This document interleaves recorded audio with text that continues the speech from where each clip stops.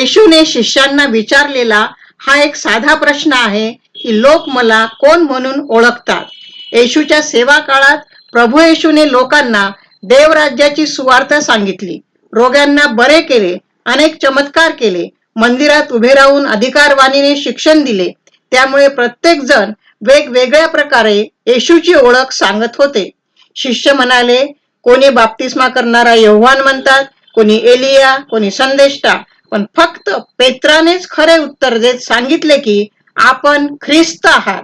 या जगात राहताना लोक आम्हाला आमच्या नावाने, हुद्द्याने, कामाने, नात्याने ओळखतात, पण आमची खरी ओळख काय आहे? लोक आम्हाला ख्रिस्ताचे शिष्य म्हणून ओळखतात काय? प्रत्येकाने विचार करावा, माझी ओळख काय?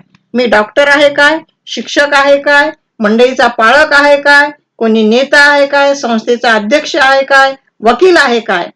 हीच वेळ आहे प्रियांनो, लोकांनी तुमची सत्कर्मे पाहून आम्ही ख्रिस्ताचे आहोत, त्याचे लेकरे आहोत म्हणून आम्हाला ओळखावे. विचार करा, लोक आम्हाला कोण म्हणून ओळखतात?